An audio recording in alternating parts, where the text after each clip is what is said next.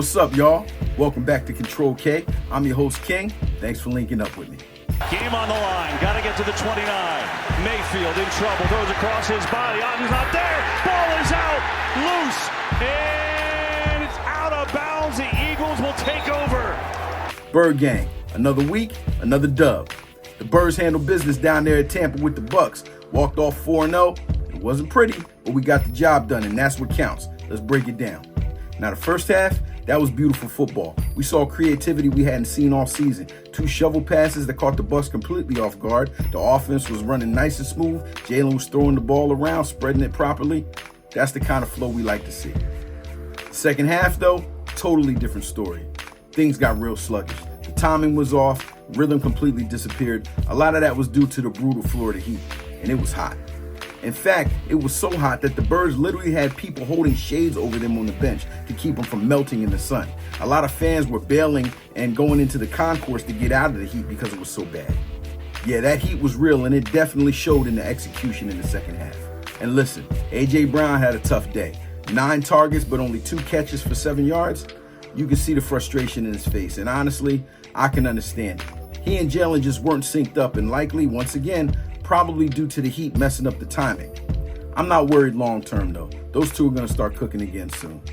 Now the special teams, historic. The Birds became the first team in at least 47 years to block a punt or a kick on 3 consecutive special teams possessions, according to John Clark. And that's basically how they started the game. Sidney Brown scoops up the block punt, runs it in for a touchdown. That's 6 points early in the game right off the bat. The offense didn't even step on the field yet. Defensively, it was a mixed bag, I'll be honest with you.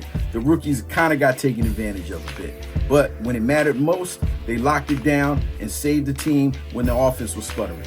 My only real concern is that second corner spot. Keely Ringo held his own in coverage, but bro, tackling is still a problem. We really need Howie to work his magic and bring in a veteran corner over there. Couple of injury scares too. Jalen Carter and Lane Johnson both came out of the game with shoulder injuries. No update yet, but those are definitely 2 names you don't want to see on the sideline, so we're going to keep an eye on that. And don't get me started on the penalties. Way too many. The taunting flags especially feel completely out of control right now. Cooper DeJeans was ridiculous. And then you see the league fining Jalen Carter for last week, but then TJ Watt punts the ball into the stands and nothing? No fine? No flags? Hold up, wait a minute, something ain't right. I'm not a big fan of conspiracy theories, but this is smelling real Mel Gibson, Julia Roberts, Catcher in the Rye type stuff right now. Dope movie if you haven't seen it. And then the surprise of the night, not one single brotherly shove. The broadcast crew had their little package set up and everything for it, but the Eagles said, nah. Instead, they line up like they're about to push it in, and then fake the whole thing and toss it to Saquon, who walks in for a touchdown. That is a nightmare scenario for defenses. You're already committing everything to stopping the tush push, and now you got to worry about a fake? Good luck. Oh, and the crowd? Come on now. That stadium was straight green. Some say 60% Eagles fans easy.